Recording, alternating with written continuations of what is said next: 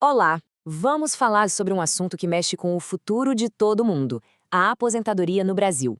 A verdade é que o modelo que a gente conhece, o do INSS, está quebrado.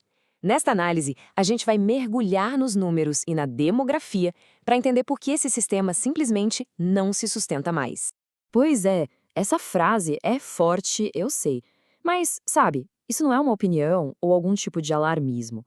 É uma conclusão baseada em números, frios e claros, que vem se acumulando há décadas. E é exatamente isso que esta análise vai mostrar. Vamos desvendar essa história. Para a gente entender por que o sistema está falhando, primeiro a gente precisa voltar um pouco e entender como ele foi desenhado para funcionar. A lógica por trás, na verdade, era bem simples. O INSS funciona em um sistema de repartição. Pensa assim, é como se fosse um grande cofrão.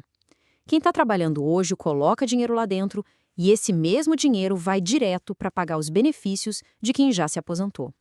A geração atual financia a anterior. Simples, né? Pois é, só funciona se a matemática fechar. E lá nos anos 60, olha, a matemática fechava com muita folga. Para cada pessoa aposentada recebendo benefício, tinha cerca de 8 pessoas trabalhando e contribuindo. O sistema era saudável, era sustentável. Agora, vamos dar um salto no tempo para hoje em dia.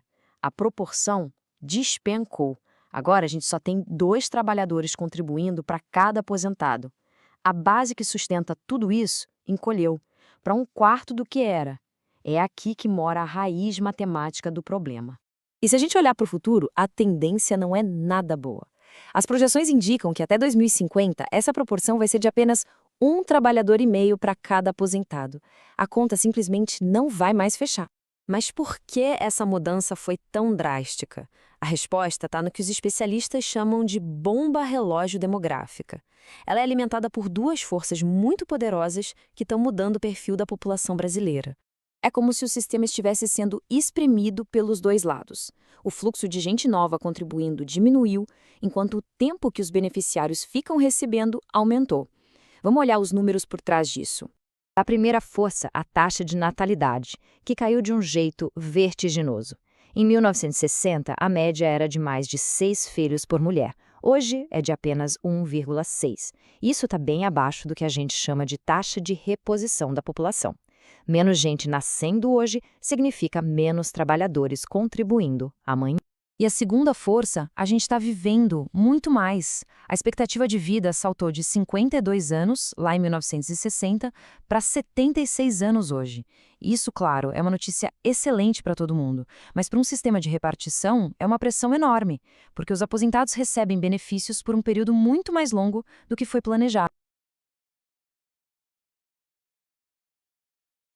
Certo.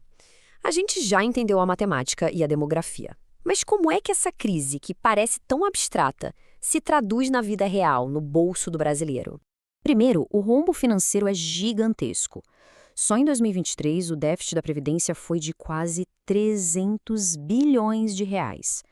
Isso é dinheiro que o governo precisa tirar de outras áreas, como saúde e educação, só para cobrir esses pagamentos. É algo simplesmente insustentável.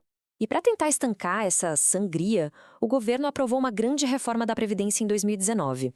E olha, as regras do jogo mudaram completamente para quem ainda vai se aposentar. A reforma tornou tudo mais difícil. Vamos ver o caso do João.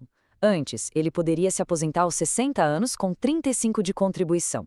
Depois da reforma, ele precisa trabalhar até os 65. E para receber 100% da média, o tempo de contribuição subiu para 40 anos. Na prática, a pessoa trabalha mais por um benefício que muitas vezes acaba sendo menor, porque o cálculo agora inclui até aqueles salários mais baixos do início da carreira.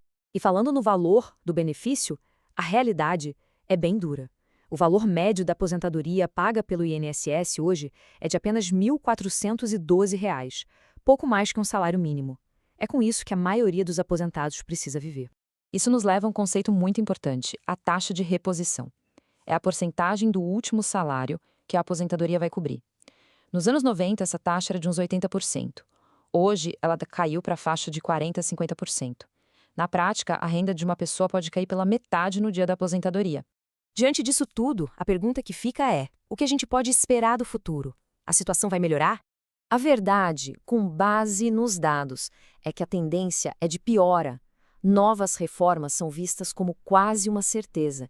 Isso provavelmente vai significar idades mínimas ainda mais altas, regras de cálculo mais rígidas e, consequentemente, benefícios com valor real cada vez menor. A conclusão é meio inevitável, e isso tudo nos deixa com uma reflexão final que é bem provocadora. Se o sistema que foi criado para garantir o nosso futuro já não consegue mais cumprir essa promessa, a responsabilidade agora recai sobre quem? A resposta, como os dados sugerem, é que essa responsabilidade agora é individual.